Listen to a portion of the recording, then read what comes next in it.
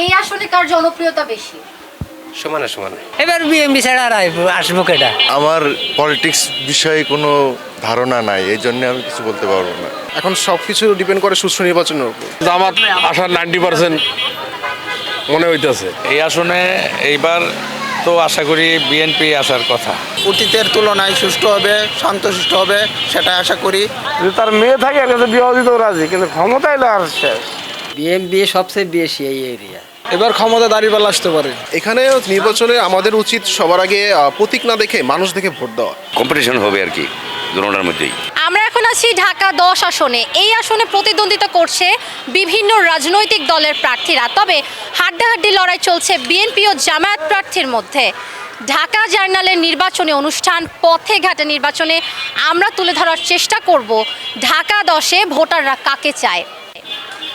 আমাদের সঙ্গেই থাকুন। এটা বেশিরভাগ বিএনপির আসতে পারে, বিএনপি আসতে পারে, যে লোকজন বেশি তাই। এটা পুরান দল, এটা নতুন দল হিসাবে হয়তো এটা নাও আসতে পারে জামাত। এখন তো ভালোই শৃঙ্খলা আছে, কোনো ঝামেলা নাই, কোনো গ্যাঞ্জাম নাই, কিছু নাই।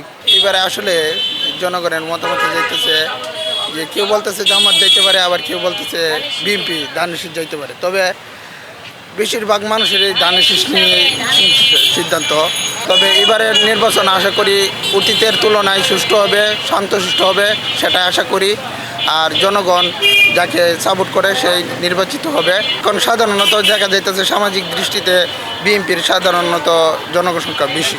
বিএনপির জনসংখ্যা সেই জন্য বেশি, তারা প্রচার প্রসার বেশি করতেছে। তাছাড়া ইতিপূর্বে তারা অনেক নির্যাতিত হয়েছে, অনেক কিছু জ্বালা যন্ত্রণা সহ্য করছে।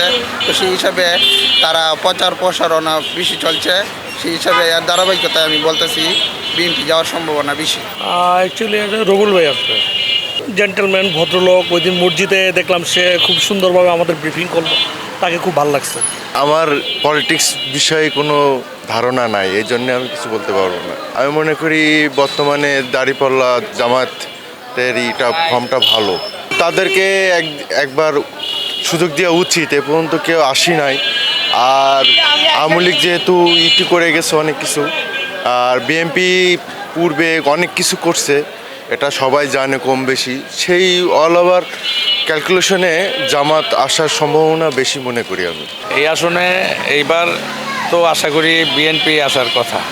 জনগণের ইয়েতে দেখা যাচ্ছে, তাই মনে হচ্ছে আর কি। এখন এটা বলা যাচ্ছে না, নিরাপত্তাটা ওই যে বললাম তাদের উপরে ডিপেন্ড করে, তারা আসলে কিভাবে তারা পরিচালনা করবে এটা তাদের উপরে ডিপেন্ড করে। আমি তো প্রত্যাশা নাগরিক হিসেবে চাই যাতে দেশ সন্ত্রাসমুক্ত করে সাধারণ জনগণের বিচার বিভাগগুলা সাধারণভাবে ওইভাবে চলে, ওইটাই আমি চাই। নির্বাচন হলে এখন কে আসতে পারে তার তো ঠিক ঠিকানা নাই। তবে অনলাইনে যেটা দেখতেছি দাঁড়িপাল্লা অনেক, মানে পুলগুলো তো অনেক দাঁড়িপাল্লা অনেকই।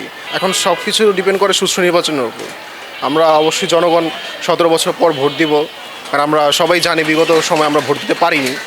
তো যেহেতু আমরা 17 বছর পর ভোট দিব, অবশ্যই আমরা চাইবো একটা সুষ্ঠু নির্বাচন হোক, একটা গণতান্ত্রিক দেশ, গণতান্ত্রিকভাবে সরকার আসুক। আর অবশ্যই আমরা গণভোটে যাতে হ্যাঁ দিই, কারণ হচ্ছে গণভোটে হ্যাঁ দেওয়ার ফলে আমাদের দেশে যে ঝামেলাগুলো বিগত সময় হয়েছে, যেমন তত্ত্বাবধায়ক সরকার কেউ আসে ক্ষমতা আসে, কেউ তত্ত্বাবধায়ক সরকার চায় না।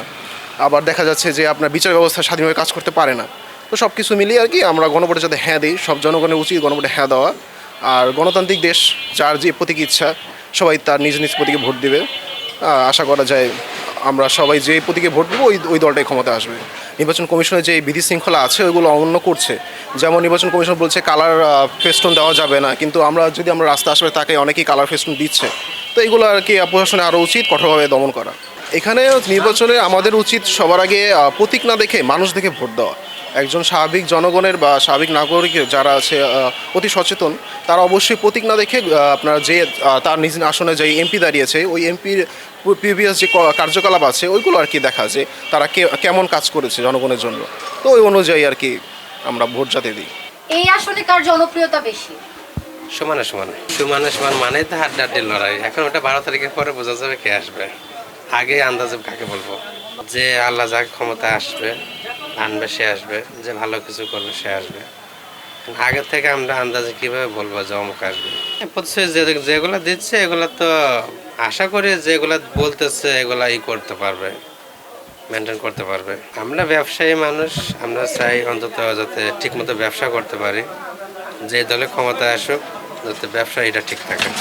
বিএমপিরও আছে, জামাতেরও আছে। এই আসনে কার জনপ্রিয়তা বেশি? এইদিকে বিএমপির বেশি আছে।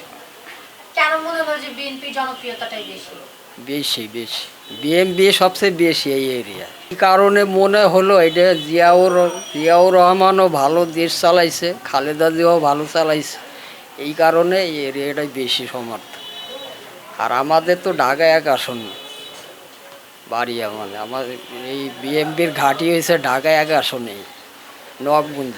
এই মুহূর্তে দরকার আমাদের মানে তারেক জিয়া সরকার, কারণ বিগত এই 18 বছর যে জুলুম হয়েছে, এই দেশে যে সমস্যার সম্মুখীন আমরা হয়েছি, এতে করে বিএনপি যদি না আসে, আমরা না আসতে পারি, তাহলে দেশের জন্য একটা দুর্ভিক্ষ মানে চলে আসতে পারে, এটা সম্ভাবনা বেশি।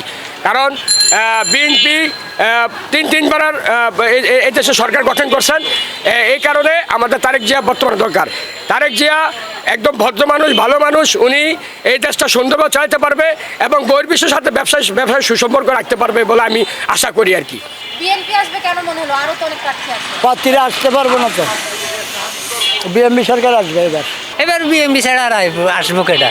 বিএমপি তো ভালো কাজ করছে, ভালো কাজ করছে, এর জন্য তো বিএমপি আসার দরকার আছে। এরা তো বেশি দিন রাখতে না, এরা তো মনে করেন বেশি ভালো না, এরা কথা বুঝছেন? এটা তো আমি তো 71-এর সব জিনিস দেখছি তো, বুঝছেন? এখন এরা অনেক মা বোনের অনেক সমস্যা করছিল, কথা বুঝছেন? তা আমরা মনে করেন দানের শীর্ষকে ভোট দিব। এবারে তো বোঝা যাইতেছে যে চারিদিকে আমরা তো রিক্সা চালাই, তাতে জামাত আসার 90% মনে হইতেছে। এভিউট প্রার্থী আছে তাদের অতটা নাই, মানে জামাতের আমরা যাত্রী 90% যাত্রী জিজ্ঞেস করি, জামাতের কথাই সবাই বলে। এবার ক্ষমতা দাঁড়িপাল্লা আসতে পারে। কেন মনে হলো দাঁড়িপাল্লা? কেন মনে হলো? আর কোনো ভেজাল নাই। দাঁড়িপাল্লা আসবে কেন? দাঁড়িপাল্লা হলো আমাদের শান্তি দিবে, ধানের যে কোনো শান্তি আসবে না, আরও বরঞ্চ গ্যাঞ্জাম আসবে। এখন আমরা যেভাবে গাড়ি চালাচ্ছি এভাবে চালাতে পারবো না, তখন আরও ঝামেলা বেশি হবে। এখন তো গাড়ি কোনো লাইসেন্স লাগতেছে না, টাকা পয়সা লাগতেছে না, তখন টাকা পয়সা লাগে। জানি না, দুইটা দলই তো দুজনেরই খুব ভালো, এখন বলতে পারি না আপু। বিএনপি, কারণ তারা আগে থেকেই একটা নির্বাচন দল বা তাদের দলের রেপুটেশন ভালো, সব কিছু মিলিয়ে মনে হয় বিএনপি। যারা দেশের কাজ করবে, দেশের ভালো করবে, তারাই ক্ষমতা আসবে। আসলে তো ধানের শীষের জনপ্রিয়তা বেশি, তারপরও জামাতে ইসলামও মোটামুটি কম না। তারা দেখতেছি প্রতিদ্বন্দ্বিতা হবে, মানে কম্পিটিশন হবে আর কি দুটোটার মধ্যেই। অনেক বছর তো খাইছে শেখ হাসিনা, এবার বিএনপি খাও, ওরা তো আসবে না, আসবে বিএনপি। মামা হ্যাঁ, আমি নিজের পেটে চিন্তা করি, আমি কারো চিন্তা করি না মামা। ক্ষমতা এলে কেউ ভাত খাওয়াইব, কেউ ভাত খাওয়াইব না, আমার কাম করে খাইতে হইব। বাংলাদেশে যে দুর্নীতি চলতেছে আন্দোলনের পরে, সে প্রেক্ষাপটে সাধারণ মানুষ এখন সচেতন হয়েছে। সেই দৃষ্টিভঙ্গিতে আমি দেখতেছি মনে হচ্ছে জামাতের সমর্থন বেশি আর কি, যেহেতু বাহিরে যে ভোটগুলো হয়েছে সেখানে জামাতের ভোট বেশি হয়েছে। এটা অনেকজনে ভালো কয়, এটা না ওইটা ধানের শীষ, লোকা তো নাই। এই যে এই দাঁড়িপাল্লা জামাতের অংশগ্রহণ করা অনেকজনে কয় ভালো, আবার বিএনপির ফিল্ডে এমনি ভালো। এ আসলে যদি সুষ্ঠুভাবে যদি নির্বাচন হয়, তার মানুষের মুখে শুনে যায় জামাতে পাশ করবে, আর যদি সুষ্ঠুভাবে না হয় তাহলে জামাত আসতে পারবে না। কারা ক্ষমতায় আসতে পারে? আমার মনে হয় বিএনপি আসতে পারে। কেন মনে হলো বিএনপি আসবে? বিএনপি আপনার ওনারা শুরুর থেকে তো চালু, আর দ্বিতীয় কথা জামাত যদি আপনি ক্ষমতায় আসে তাহলে একটা দেশে আর একটা হুরুস্তুল লেগে যাবো গা। জামাতায় যদি বিরোধী দল থাকে তাহলে জামাতের লেখা খুব উত্তম হবে। আসনের ক্ষমতা হচ্ছে ডিপেন্ড করবে সাধারণ জনগণ কোন সরকারকে যুক্তিসঙ্গতভাবে নিচ্ছে এবং তাদের ভাবনা কি, দেশের উন্নতিতে কাদের কেমন ভূমিকা, এবং তারা যে সরকারের প্রতি বিশ্বস্ততা স্থাপন করবে। যেমন কিছু কার্যকলাপ বিগত সরকারেও ছিল, এখন বর্তমান যারা নাই তবু তারা অনেক ব্যাপারেই হস্তক্ষেপ করতেছে। সব কিছু ভাবনা রেখে জনগণ সিদ্ধান্ত নেবে। আমার মনে হয় দৃঢ় বিশ্বাস এবার বাংলাদেশ জাতীয়তাবাদী দল বিএনপি সরকার গঠন করবে।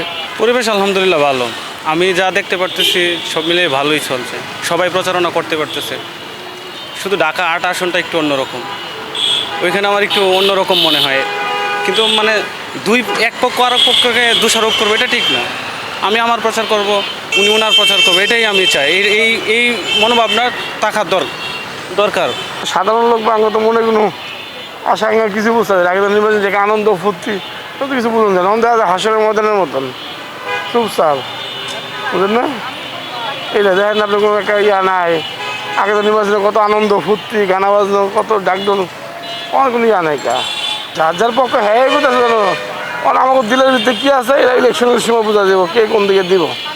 এটা হলো চিন্তা ভাবনা বুঝলেন না? এটা হলো যার যার ব্যবসা যে আমি ক্ষমতা এলে তোমার এটা দিব, হ্যাঁ ক্ষমতা এটা দিব, কিন্তু ক্ষমতা হওয়ার পর কে কী দেয় এটা সবাই জানে এই দেশে বুঝলেন না? এই সময় কেউ কিছু দিতে কেউ রাজি না। যাওয়ার আগে সবার সব কিছু দেওয়া লাগে, যদি তার মেয়ে থাকে এর কাছে বিয়ে দিতেও রাজি, কিন্তু ক্ষমতা এলে আর শেষ। ধানমন্ডি, নিউ মার্কেট, কলাবাগান, হাজারীবাগ থানার সমন্বয়ে গঠিত ঢাকা 10 আসন। বিভিন্ন রাজনৈতিক দলের প্রার্থী থাকলেও ঢাকা 10 জমজমাট বিএনপি ও জামায়াত প্রার্থীর হাড্ডাহাড্ডি লড়াইয়ে। এই আসনে ভোটাররা চান যোগ্য প্রার্থী, তবে কারা আসবেন ক্ষমতায় তা বলে দেবে 12ই ফেব্রুয়ারির নির্বাচন। পথে ঘাটে নির্বাচনে আজ আমরা তুলে ধরার চেষ্টা করলাম 10 আসনে ভোটারদের ভাবনা। তাবাসসুম সেজুথি, ঢাকা জার্নাল।